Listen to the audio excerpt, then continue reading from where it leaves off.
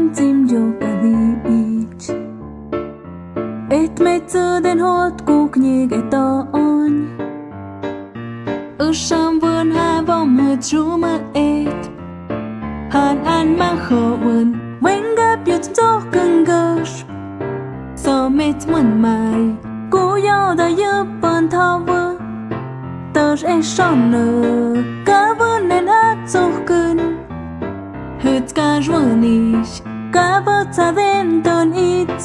hết cô ai yêu cô nở sẽ sport cô ở toan hơn ra và yêu cô mệt nan chim giật hết mệt nấc shit hết cho cơn ta goyat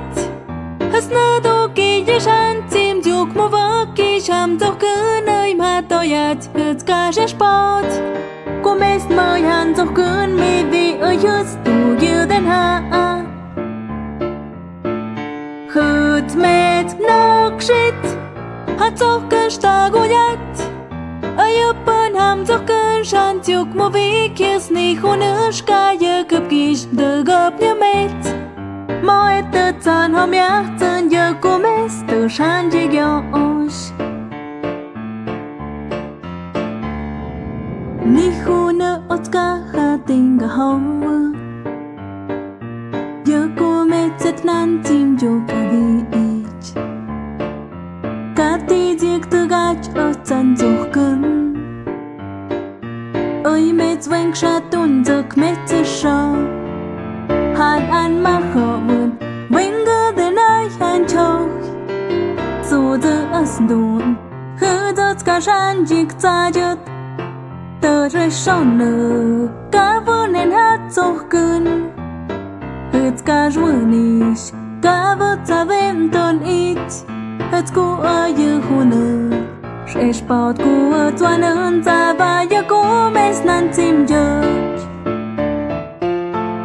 hết mệt nấc shit hết cho cơn ta goyat hết nơ đôi kỳ như san chim dục mơ vỡ kỳ chăm cho cơn ai mà tôi yat hết cả sport cô mệt mơ hàn cho cơn mi vì ở dưới tù như đến ha hết mệt nấc shit hết cho cơn ta goyat ai ở bên ham cho cơn san dục mơ vi kia sni khôn nước cả giờ cướp kỳ đỡ gặp như mệt mọi tự chọn hôm nhá chân giờ cô mệt từ san chỉ gió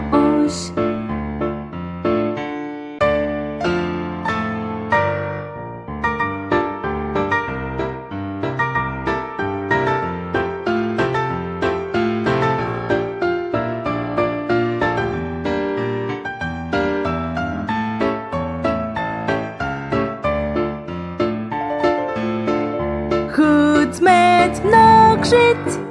hết cho cơn ta goyat hết nơ đôi kỳ như san chim dục mơ vỡ kỳ chăm cho cơn ai mà tôi yat hết cả sport cô mệt mơ hàn cho cơn mi đi ở dưới tù như đến ha đỡ gặp như mệt mọi tự chọn hôm nhá